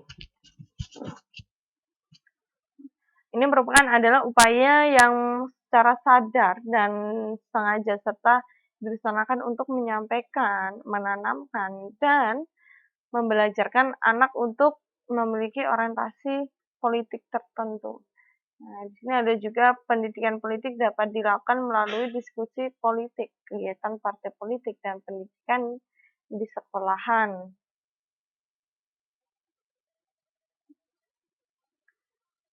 Terus juga, oke, ini Mbak Umi yang baru hadir ya. Mungkin ini slide saya tidak bisa geser karena punya saya masih muter-muter ya Mbak Putri ya.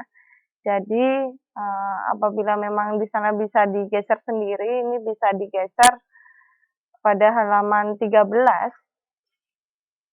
Langsung disesuaikan saja ya halaman 13. Oke, Mas. Oke, langsung saja digeser saja ya halaman 13 ya untuk teman-teman semua ya. Karena memang punya saya tidak bisa digeser-geser, mau nggak mau ya saya memakai manual. Oke. Oke, ini adalah peniruan perilaku yang tiga, adalah proses penyerapan atau mendapatkan orientasi politik dengan meniru orang lain. Ini ada contohnya, seorang siswa akan mendukung calon presiden tertentu karena kakak juga mendukung calon presiden tersebut. Ini adalah meniru perilaku politik. Nah, ada juga seseorang menggambar, jadi kakaknya menggambar rumah lah. Anak tersebut akan mengikuti perilaku kakaknya, dia akan mengikuti menggambar juga, walaupun menggambar itu tidak harus menggambar rumah. Nah, itu adalah merupakan peniruan perilaku, yang terakhir adalah sosialisasi antisipatory. Oke, ini saya rasa ini sudah dibahas kemarin, nggak apa-apa, saya ulang lagi ya. Karena saya masih ingat ya, karena ini sudah dibahas ya kemarin ya. Nah, ini adalah cara belajar bersifat berperilaku seperti tokoh politik yang diidealkan. Jadi, menyontohkan maupun nggak harus contoh kecil aja ya. Mengikuti dari apa ya, anak pang saja ya contoh. Enggak, ini kan tadi dari pihak politik ya, ini contoh kecil dari anak pang. Nah, itu ada anak kecil yang melihat, dia ada yang mengikutkan. Jadi mengikuti yang diidolakan, dia mengidolakan anak pang. Ya, dia bisa jadi mengikuti gaya rambutnya seperti itu. Nah, ini mungkin bisa diterapkan, ini mungkin bisa saja anak juga berlaku mengikuti gaya presiden apabila anak itu menyukai presiden.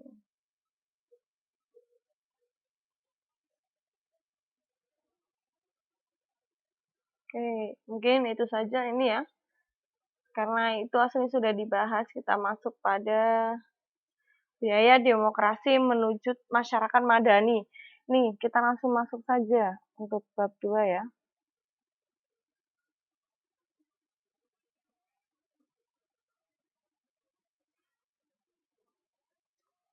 Kita masuk pada bab 2 ya, karena ini kita mengejar bab yang belum tersampaikan. Nih, budaya demokrasi menuju masyarakat madani. Oke. Karena memang ini nanti keluar, sayangnya ya, materi kita tertinggal karena kita beberapa kali ada yang nggak masuk juga. Oke. Ini hasilnya, oke, saya tanya kepada teman-teman ya, demokrasi itu adalah apa sih? Demokrasi? Mungkin teman-teman ada yang tahu pengertian demokrasi? Secara umum saja lah, demokrasi itu apa? Halo? Ada yang bisa menjawabnya? Demokrasi secara umum.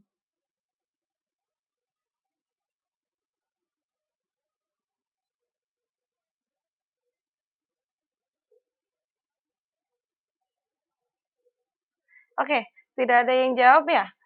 Sambil bekerja ya mungkin ya teman-teman ya? Halo? Halo? Oke, nggak ada yang jawab ya berarti sambil bekerja ya?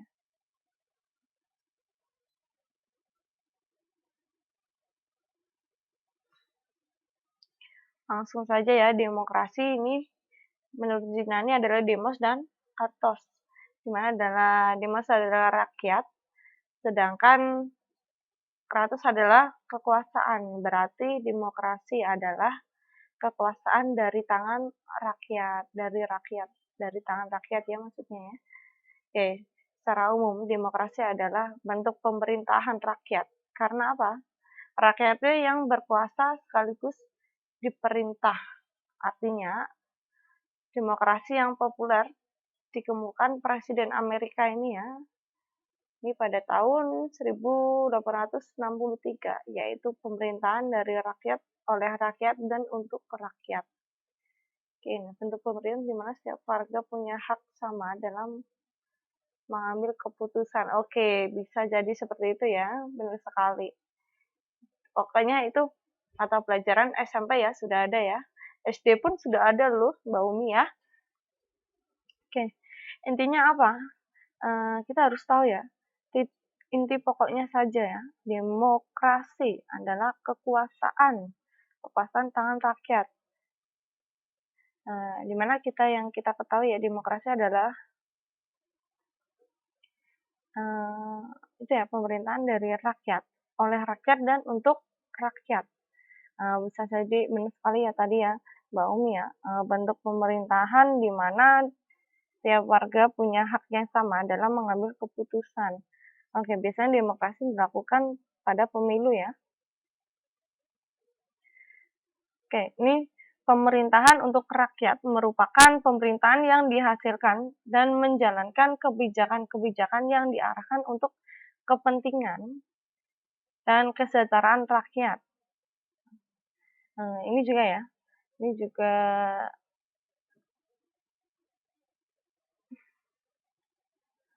ada juga kebijakan yang dihasilkan hanya untuk kepentingan sekelompok orang dan tidak berdasarkan kepentingan rakyat. Pemerintahan tersebut bukan pemerintahan demokratis. Jadi pemerintahan yang demokratis adalah pemerintahan yang dilakukan secara bersama-sama, tidak hanya secara kelompok maupun kepentingan pribadi. Jadi kepentingan bersama. Itu tadi, kalau yang seperti tadi adalah kepentingan sekelompok orang dan tidak berdasarkan kepentingan rakyat. Ya itu jelas-jelas apa ya?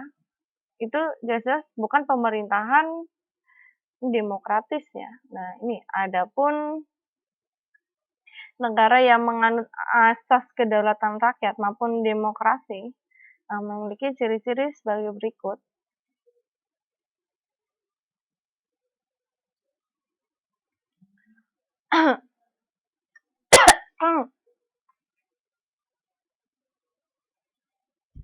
Oke, sebentar ya, saya ambil minum dulu karena ini tenggorokan kering banget ya.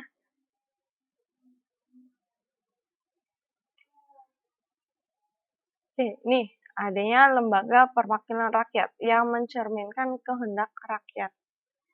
Jadi intinya ini ya, pada suatu daerah itu ada pemilihan kepala desa.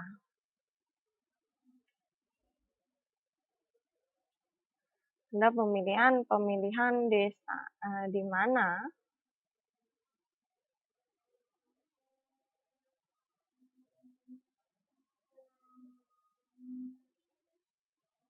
kok ini nggak sama ya? Bentar, saya cek dulu, ini nggak sama ya saya. Oke, ini ya, negara yang menganut asas kedaulatan rakyat. Ini ya, adanya lembaga perwakilan rakyat yang mencerminkan kehendak rakyat. Jadi, itu apa ya, dari permintaan dari rakyat semua itu dicerminkan maupun diutuskan. Ada juga tadi ya, rakyat untuk rakyat. Jadi, rakyat sendiri itu dipilih dari teman-teman semua. Jadi yang di teman itu kembali lagi, pemimpin yang dipilih itu kembali, yaitu pemimpin yang dipilih oleh rakyat, yang tadinya dia adalah maksudnya rakyat dan dipilih oleh rakyat. Nah, mereka itu adalah satu yang mereka banggakan, yang mereka cerminkan, dan jadi patokan yang menjadi wakil dari rakyat sendiri. Terus yang kedua adalah adanya pemilihan umum yang bebas dan rahasia, maksudnya luber judul itu ya. Terus ada juga adanya kekuasaan dan kedaulatan rakyat yang dilaksanakan oleh lembaga yang bertugas mengawasi pemerintahan. Terus adanya susunan kekuasaan badan dan lembaga negara ditetapkan dalam Undang-Undang Dasar. Jadi, dalam kekuasaan maupun lembaga negara itu sudah ditetapkan pada Undang-Undang Dasar. Oke, ini Mbak Umi juga sudah mengingat-ingat ya kata-kata ini, demokrasi ya. Sudah pernah di SMP ya, SD juga sudah ya. Ini semester lalu juga sudah. Jadi inti-intinya saja ya. Ini nanti yang lebih banyak saya di bagian demokrasi dan ketenaga kerjaan. Jadi 2 bab ini yang nanti saya keluarkan UTS-nya ya. Ada juga demokrasi sebagai sistem politik.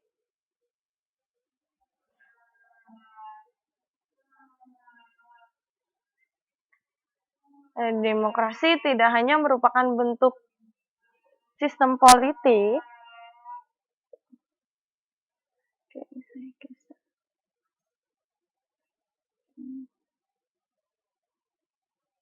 Nih, demokrasi tidak hanya merupakan bentuk pemerintahan maupun sistem politik kan ya, tetapi telah menjadi sistem politik. Sistem politik sendiri itu yaitu sistem politik demokratis yang berdaulatkan rakyatnya memiliki ciri dan nilai-nilai demokrasi. Ini menurut Henry B. Mayo, ini menyatakan bahwa sistem politik demokratis adalah sistem politik yang kebijaksanaan umumnya itu disebut maupun dibuat berdasarkan prinsip mayoritas oleh para wakil rakyat dalam suatu pemilihan berkala yang didasarkan atas prinsip persamaan politik dan dalam suasana terjaminnya kebebasan politik. Itu tadi adalah demokrasi sebagai sistem politik.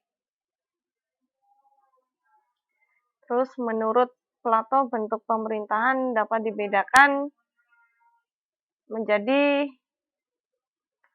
aritokrasi, demokrasi, dan monarki. Nah, ini juga sering keluar nantinya ya. Nah, di sini aritokrasi adalah bentuk pemerintahan yang dipegang oleh sekelompok orang yang dipimpin dan dijalankan untuk kepentingan rakyat banyak. Itu adalah aritokrasi. Terus beda juga dengan demokrasi. Demokrasi adalah bentuk pemerintahan yang dipegang oleh rakyat dan dijalankan untuk kepentingan rakyat. Kalau demokrasi dipegang rakyat, kalau aritokrasi itu dipegang oleh sekelompok orang yang dipimpin ya. Terus beda lagi dengan monarki. Monarki adalah bentuk pemerintahan yang dipegang oleh seorang sebagai pemimpin tertinggi yang dijalankan untuk kepentingan rakyat. Ini adalah beda lagi dengan monarki. Monarki itu dipegang oleh kekuasaan tertinggi biasanya oleh pemimpin.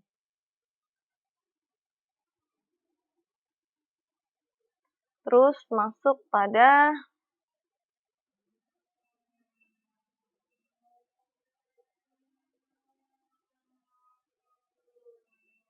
demokrasi sebagai pandangan hidup. Demokrasi sebagai pandangan hidup di sini itu tidak hanya merupakan bentuk pemerintahan dan sistem politik saja, tetapi ini juga merupakan sebuah pandangan atau sikap hidup ya, sebagai sikap hidup. Demokrasi ini berisi nilai-nilai maupun norma-norma yang hendak dimiliki oleh warga yang menginginkan kehendak demokrasi. Nah, ini sesuai dengan norma-norma ya berarti ya. Nah, di Indonesia sendiri ini yang menganut sistem demokrasi, setiap kebebasan harus dicerminkan dengan perlunya partisipasi. Nah, setiap kebebasan harus dipertanggungjawabkan ya. Padahal di negara kita memiliki satu hukum ya, tetapi apa? Di Indonesia ini tadi ya menganut demokrasi. Jadi kebebasan harus dipertanggungjawabkan baik kepada Tuhan, masyarakat, bangsa, negara maupun diri sendiri. Tetapi dengan demikian, setiap warga negara baik perseorangan maupun organisasi harus memegang teguh sikap bertanggung jawab. Intinya demokrasi sebagai pandangan hidup tuh harus bisa bertanggung jawab ya pada diri sendiri. Dalam pelaksanaan demokrasi Pancasila, setiap warga negara dan organisasi politik ini ya, ini memiliki tanggung jawab yaitu apa? Menciptakan kelancaran pelaksanaan demokrasi. Nah, jadi hal ini ditentukan menjadi tanggung jawab warga negara Indonesia.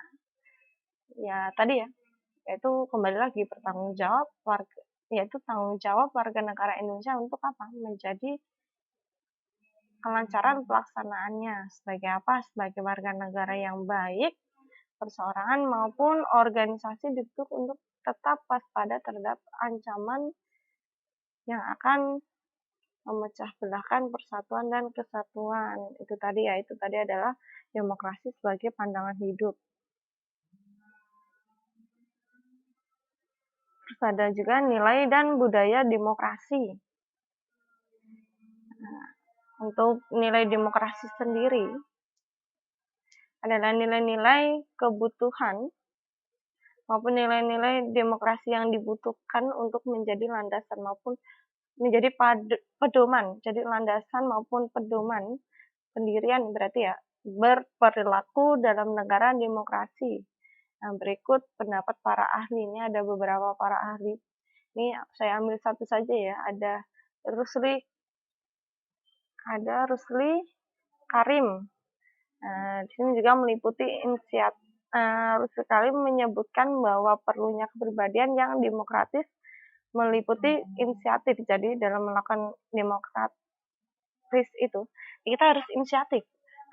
Kalau bisa inisiatif dan aktif. Terus toleransi, disposisi, responsif, memiliki komitmen yang memang mereka komitmen yang sama, bertujuan yang kokoh ya. Terus kecintaan terhadap keterbukaan, jadi mereka terbuka ya satu sama lain. Terus bertanggung jawab serta kerjasama keterhubungan. Terus ini yang poin B ya. Ini ada budaya demokrasi.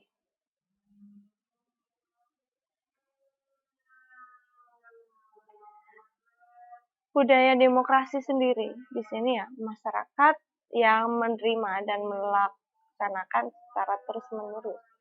Nilai demokrasi dalam kehidupan akan menghasilkan budaya demokrasi. Nah, di sini ya dijelaskan bahwa dalam menerima dan melaksanakan secara terus-menerus, nilai demokrasi dalam kehidupan akan, nih ya, di sini yaitu menghasilkan budaya demokratis karena melaksanakan secara terus-menerus. Nah, beda lagi nih ya, menurut Manfredis dan Brown, ini beda lagi. Berarti terdapat ragam budaya politik yang lebih dapat menopang kehidupan politik demokratis nih. Disamping juga ragam budaya politik yang lebih menopang kehidupan politik totaliter. Nah, berikut ada beberapa hal yang meliputi disposisi kewarganegaraan dan komitmen kewarganegaraan. Nah, ini ya tadi ya. Untuk membahas itu tadi itu juga ada menurut Parson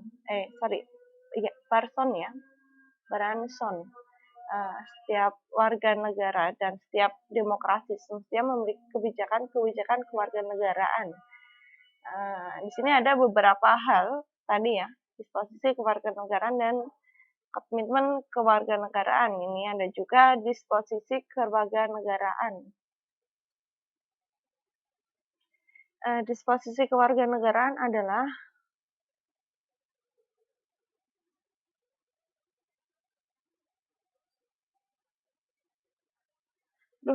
hilang lagi malah. Oke, disposisi kewarganegaraan adalah sikap dan kebiasaan warga negara yang menopang perwujudan kebaikan bersama serta berfungsi sistem demokrasi secara sehat. Sikap-sikap itu antara lain ini ada beberapa ya.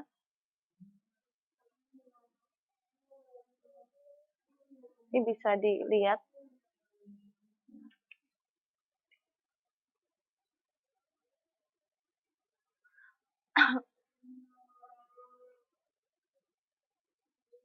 Oke, ini tadi.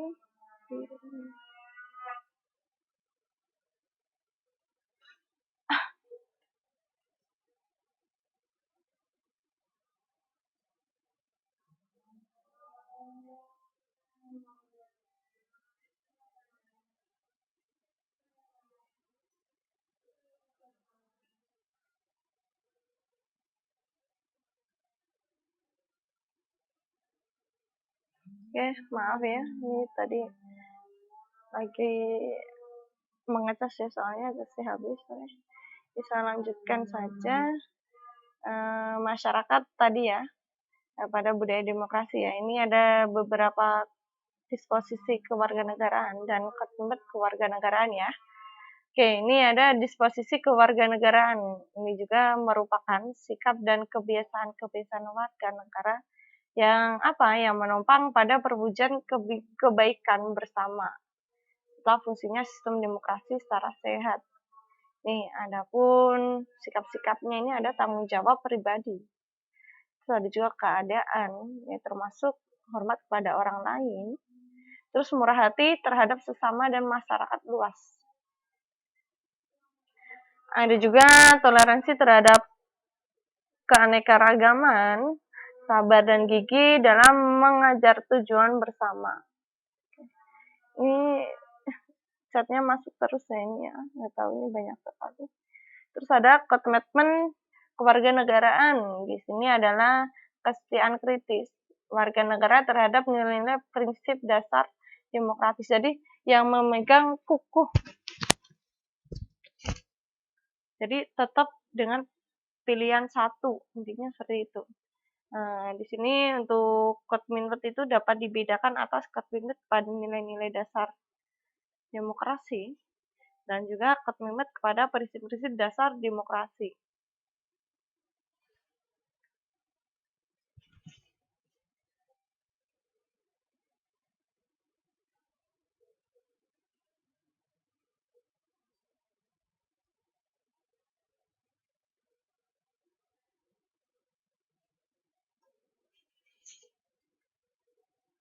Sambil goyang-goyang sutil Miss, biar enggak.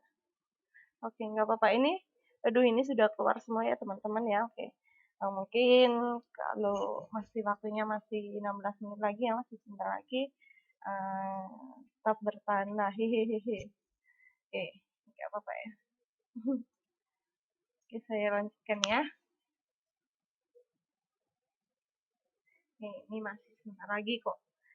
Mungkin teman-teman juga yang selesai masa pembelajaran ini nanti siap-siap berbuka puasa ya langsungan ya. Karena nanti sana selesai insya Allah jam 5 pas ya, berarti ya jam 5 lebih sedikit ya. Oke, sambil masak malahan. Oke, bagus sekali malah sambil masak.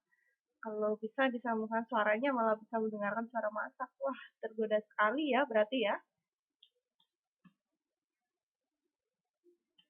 Oke, ini masuk pada pengertian demokratisasi ya. Kepada demokratisasi di sini adalah proses mengimplementasikan demokrasi sebagai sistem politik dalam kehidupan bernegara. Di mana contohnya adalah lembaga demokrasi adalah pemerintah dan juga partai politik,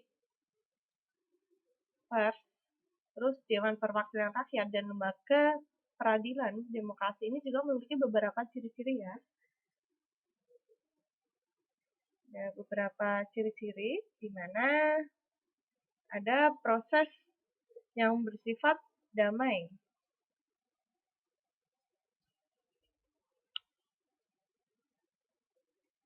Di sini dijelaskan bahwa demokrasi dilakukan secara damai, tidak melalui jalan kekerasan dan di bawah ancaman. Nah, demokrasi juga berjalan dengan cara musyawarah sehingga apa? Dari perbedaan-perbedaan yang ada ya, itu bisa diselesaikan dengan musyawarah, bukan lagi dengan kekerasan. Jika tidak dengan cara itu ya, cara musyawarah, itu jika dengan cara kekerasan yang dipakai tentu akan menimbulkan anarki. Nah, itu sangat sangat khawatir sekali ya kalau memang ada seperti itu ya. Nanti bukan adanya suatu kebersamaan, nanti adanya suatu kehancuran malah jadinya ya. Yang kedua juga ada proses perubahan yang bersifat evolusioner. Nah, di sini demokratisasi tidak dilakukan dengan cepat. Nah, karena apa? Karena cara yang cepat itu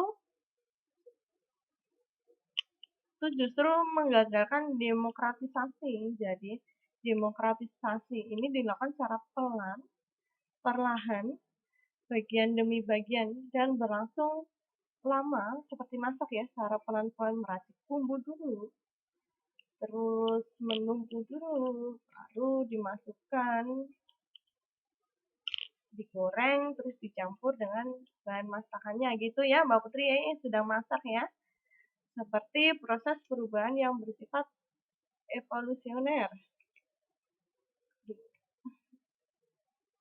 Terus proses perubahan yang tidak pernah selesai. Ini juga yaitu untuk menjadikan negara demokrasi. Usaha itu harus melalui proses yang terus-menerus. Ini juga bertahap, berkesinambungan. Nah, ini juga negara ini juga berusaha untuk memenuhi dan melengkapi agar apa? Hal tersebut itu sesuai dengan ciri-ciri negara demokrasi.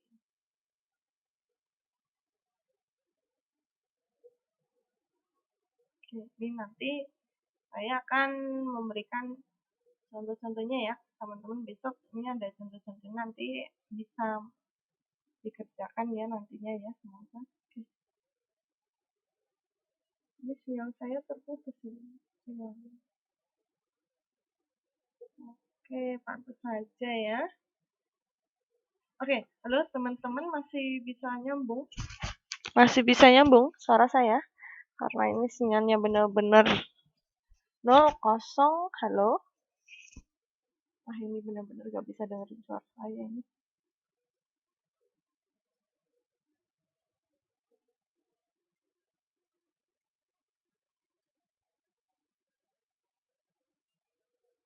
Oke, masih bisa ya mendengarkan? Kalau mendengarkan suara saya masih bisa nggak Mbak Umi? Soalnya ini sinyal saya kosong. Kosong.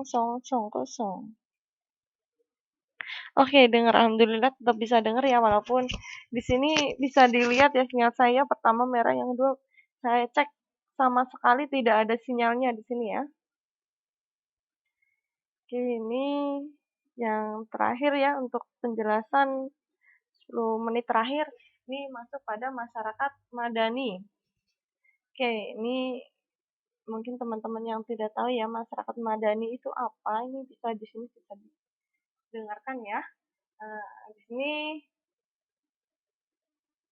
dalam demokrasi ini dijalankan dengan tujuan membentuk negara demokratis. Tidak hanya negara demokratis ya. Nah, ini juga ada lembaga-lembaga negara yang dibentuk dan berjalan sesuai dengan prinsip demokrasi. Melainkan masyarakat di negara tersebut adalah masyarakat demokratis. Masyarakat demokratis itu istilahnya adalah masyarakat madani. Jadi masyarakat demokratis itu adalah masyarakat madani. Nah, mungkin sering kali ya mendengarkan kata-kata madani. Masyarakat madani itu apa sih? Nah, masyarakat madani itu adalah masyarakat demokratis.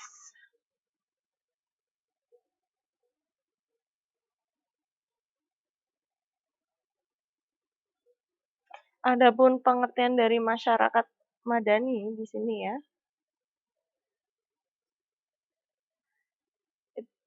Adapun pengertian masyarakat madani yang sering diartikan yaitu sebagai masyarakat yang beradab. Untuk ciri-cirinya masyarakat madani ini ada beberapa. Ada pemerintahan berdasarkan kehendak dan kepentingan rakyat. Jadi, pemerintahan yang sudah dibuat ini itu tidak hanya berdasarkan kehendak saja ya, tetapi juga atas dasar kepentingan rakyat banyak. Jadi untuk semua warga negara Indonesia ya. Terus adanya pemisahan atau pembagian kekuasaan, misal pembagian atau pemisahan kekuasaan antar eksekutif, legislatif, dan yudikatif ya. Itu juga mungkin dari pemerintahan daerah, ada juga pusat, seperti itu ya maksudnya ya. Terus adanya tanggung jawab dari pelaksanaan kegiatan atau pemerintahan. Jadi, dalam suatu pemerintahan itu juga adanya suatu tanggung jawab dari masyarakat sendiri ya, atas kegiatan yang ada yang sudah dilaksanakan. Perlu juga yang teman-teman ketahui bahwa organisasi ini tadi ya yang menurut organisasi civil society juga dapat bertindak sebagai kekuatan sosial mandiri yang mengontrol dan membatasi penggunaan kekuasaan negara. Terus organisasi civil society juga secara mendalam memberdayakan masyarakat. Ada juga secara keluar mengontrol perilaku aparat pemerintah dan wakil rakyat. Oke, itu tadi ya. Karena waktunya masih 7 menit, mungkin untuk pelaksanaan demokrasi bisa dilanjutkan besok lagi ya. Nanti ada kebebasan dan tanggung jawab masyarakat. Kebebasan dan tanggung jawab masyarakat itu harus dilandasi oleh nilai-nilai demokrasi. Tidak masyarakat saja ya yang memilih nilai-nilai demokrasi dapat terjadi mengamalkan nilai-nilai tersebut. Tidak akan memunculkan masyarakat yang mau menang sendiri, suka kekerasan maupun anarki. Nah, itu tadi ya. Itu adalah kebebasan dan tanggung jawab. Itu dilandasi oleh nilai-nilai demokrasi. Tadi ya, jika masyarakat tidak memiliki nilai demokrasi, jadi akibatnya apa tadi ya? Akan memunculkan masyarakat yang mau menang sendiri, suka kekerasan, ataupun anarki ya. Terus demokratisasi yang berjalan secara baik akan memunculkan masyarakat yang mandiri, itu ya yang pertama, itu yang sangat penting. Yang kedua, bertanggung jawab, itu sangat penting, yaitu memiliki kebebasan dan memiliki keberadaban. Nah, itu adalah tadi ya dari demokratisasi ya. Apabila itu terjalan secara baik, tadi berbalik ya, apabila tidak secara baik tadi ya, adanya yang menang sendiri, suka kekerasan dan anarki ya. Nah, ini yang terakhir adalah ciri-ciri dari civil society tersusun atas berbagai organisasi masyarakat. Ciri-cirinya yang pertama adalah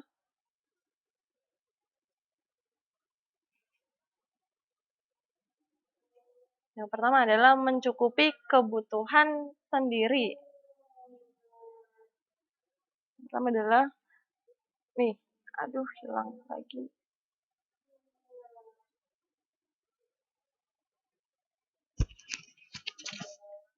Oke, mencukupi kebutuhan sendiri maupun swadaya, paling tidak untuk sebagian, sehingga tidak bergantung pada bantuan pemerintah. Jadi kalau secara mandiri ya. Terus keanggotaannya ya bersifat sukarela atau atas kesadaran anggota itu masing-masing. Terus selanjutnya mandiri, terus bebas atau mandiri. Di sini adalah dari kekuasaan negara sendiri itu berani mengontrol penggunaan kekuasaan negara. Terus tunduk pada aturan hukum yang berlaku atau apa? Atau sepakat nilai ataupun norma yang diyakini. Itu tadi ya. Oke, ini saya rasa internet saya sudah terputus. Mungkin saya akhiri saja ya. Oke. Oh, belum terputus ya. Oke. Ini halo teman-teman yang masih bisa mendengarkan suara saya. Ini ya. nanti materi kita UAS itu sampai masyarakat madani dari ketenaga kerjaan, pertumbuhan ekonomi, perkembangan ekonomi, sampai dengan demokrasi dan masyarakat madani ya teman-teman ya. Jadi jangan lupa besok tanggal 15 diisi yang benar untuk tugasnya. Semoga nanti mendapatkan nilai yang baik. Yang penting apa? Yang penting adalah usaha kita. Usaha kita untuk belajar gitu aja ya. Oke, ini sudah tidak ada yang menjawab ya. Mungkin ya apa-apa masih 3 menit saya akhiri saja ya karena mungkin teman-teman juga masih sibuk. Terus ini juga di tempat saya juga 4:30 ya. Dan juga mau bersiap-siap untuk masak juga ya untuk berbuka puasa di kos-kosan. Oke, teman-teman juga sudah mulai masak, ini gantian saya yang masak ya. Mungkin ilmu yang tadi sudah didapatkan semoga bermanfaat dan juga oke, di sana 5:30 ya. Aduh, sudah mulai buka ya. Di sini 4:30 ya. Benar ya? Setengah jam ya. Oke, cukup sampai di sini dulu. Sampai bertemu di oh iya, kita masih ada pertemuan nanti malam. Oh, bukan ya? Nanti malam itu untuk kelas KBB. Oke. Oh, di sana bukanya jam 7. Kirain sama ya. Bukanya jam 6. Oh, beda berarti. Masih lama sana ya berarti ya. Oke, yang sabar ya buat teman-teman. Oke, sudah cukup di sini saja ya. Oke, selamat sore. Wassalamualaikum warahmatullahi wabarakatuh. Terima kasih teman-teman semua.